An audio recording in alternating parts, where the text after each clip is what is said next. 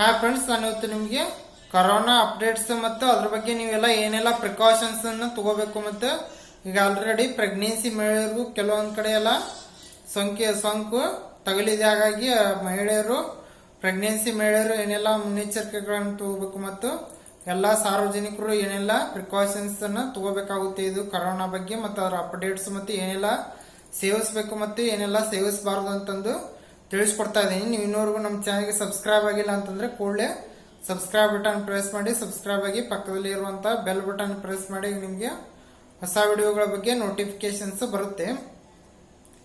ಈಗ ಮೊಟ್ಟ ಮೊದಲನೇದಾಗಿ ನೀವು ಭಯವನ್ನ ಪಡುವಂತ ಅವಶ್ಯಕತೆ ಇಲ್ಲ ಕೊರೋನಾ ವೈರಸ್ ಬಗ್ಗೆ. ಅದರ ನೀವು ಮುನ್ನೆಚ್ಚರಿಕೆಗಳನ್ನು ಮತ್ತೆ ಜಾಗೃತಿಯನ್ನು ವಹಿಸಬೇಕಾಗುತ್ತೆ.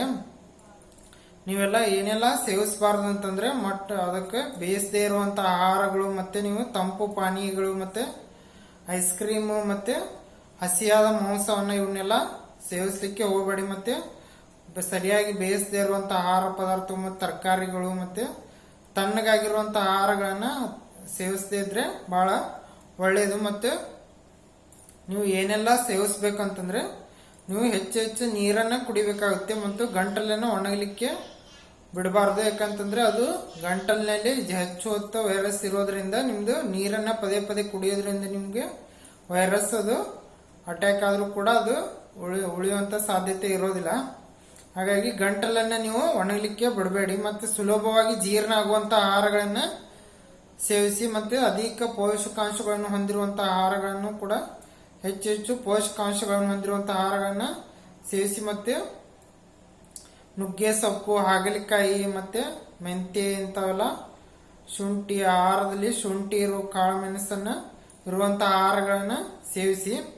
ಮತ್ತೆ ಆಹಾರದಲ್ಲಿ ನಿಮ್ದು ಅರಿಶಿನ ಮತ್ತೆ ನಿಂಬೆಯನ್ನು ಹೆಚ್ಚು ಉಪಯೋಗಿಸಿ. ಇದು ಎಲ್ಲ ನಿಮಗೆ ಬಹಳ ಇದು ಪ್ರಿಕಾಷನ್ಸ್ಗೆ ಮತ್ತೆ ಇದು ಅವಾಯ್ಡ್ ಮಾಡ್ಲಿಕ್ಕೆ ಕೊರೋನಾ ವೈರಸ್ ಅವಾಯ್ಡ್ ಮಾಡ್ಲಿಕ್ಕೆ ಹೆಚ್ಚು ಸಹಕಾರಿ ಮಾಡ್ತೇವೆ ಆಹಾರಗಳು.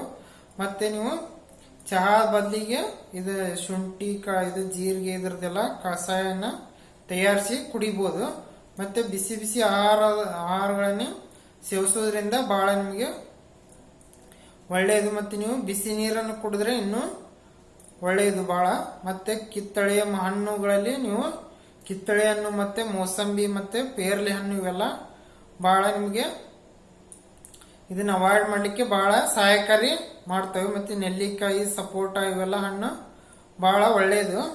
ಮತ್ತೆ ಆದಷ್ಟು ನೀವು ಸ್ವಚ್ಛತೆಯನ್ನ ಕಾಪಾಡ್ಕೋಬೇಕಾಗುತ್ತೆ ನಿಮ್ಮ ಸರೌಂಡಿಂಗು ಮತ್ತು ಮನೆಯಲ್ಲಿ. ಮತ್ತೆ ನಿಮ್ಮ ಮಕ್ಕಳಿದ್ರೆ ಅವೆಲ್ಲ ನೀವು ಸ್ವಚ್ಛತೆಯನ್ನ ಕಾಪಾಡಬೇಕಾಗುತ್ತೆ. ಮತ್ತೆ ಕೈಗಳನ್ನ ಪದೇ ಪದೇ ನೀವು ಸಾಬೂನಿನಿಂದ ಕ್ಲೀನ್ ಆಗಿ ವಾಶ್ ಮಾಡ್ಕೋಬೇಕಾಗುತ್ತೆ. ಮತ್ತೆ ಕಣ್ಣು, ಕಿವಿ, ಮೂಗು, ಬಾಯಿಯನ್ನು ನೀವು ಸ್ವಚ್ಛ ಮಾಡೋದಕ್ಕೆ ತೊಳ್ಕೊಳ್ಳದೆ ಇರುವಂತ ಕೈಗಳಿಂದ ಮುಟ್ಕೊಳ್ಬಾರ್ದು ಪದೇ ಪದೇ. ಮತ್ತೆ ಕೆಮ್ಮುವಾಗ, ಸೀನುವಾಗ ಮತ್ತೆ ನೀವು ಕರವಸ್ತ್ರದಿಂದ ನೀವು ಸರಿಯಾಗಿ ನಿಮ್ಮ ಬಾಯಿಯನ್ನ ಮುಚ್ಕೋಬೇಕಾಗುತ್ತೆ ಕೆಮ್ಮುವಾಗ, ಸೀನುವಾಗ. ಮತ್ತೆ ಇದ್ರ ಬಗ್ಗೆ ಗೊತ್ತಿಲ್ಲದವ್ರಿಗೆ ನೀವು ಜಾಗೃತಿಯನ್ನ ಮೂಡಿಸೋದ್ರಿಂದ ಇದನ್ನ ನೀವು ಹೆಚ್ಚು ಇದನ್ನ ಕಂಟ್ರೋಲ್ ಮಾಡ್ಲಿಕ್ಕೆ ಸಹಾಯಕಾರಿ ಆಗುತ್ತೆ. ಹಾಗಾಗಿ ನೀವು ಯಾರಿಗೆ ಇದ್ರ ಬಗ್ಗೆ ಇದನ್ನ ಗೊತ್ತಿಲ್ಲ ಮಾಹಿತಿ, ಅದ್ರ ಬಗ್ಗೆ ನೀವು ಮಾಹಿತಿಯನ್ನ ತಿಳಿಸ್ಕೊಡೋದ್ರಿಂದ ಬಹಳ ಅನುಕೂಲ ಆಗುತ್ತೆ. ಮತ್ತೆ ಜನಸಂದಣಿ ಇರುವಂತ ಪ್ರದೇಶಗಳಲ್ಲಿ ಮತ್ತೆ ಹೆಚ್ಚು ಜನಗಳಿರುವಂತ ಪ್ರದೇಶಗಳಲ್ಲಿ ನೀವು ಹೋಗದಿದ್ರೆ ಬಹಳ ಒಳ್ಳೆಯದು. ಟ್ರಾವೆಲ್ ಅವಾಯ್ಡ್ ಮಾಡಿ. ವಿಡಿಯೋನ ಹೆಚ್ಚು ಲೈಕ್ ಮಾಡಿ, ಶೇರ್ ಮಾಡಿ, ಸಬ್ಸ್ಕ್ರೈಬ್ ಆಗಿ. ಧನ್ಯವಾದಗಳು.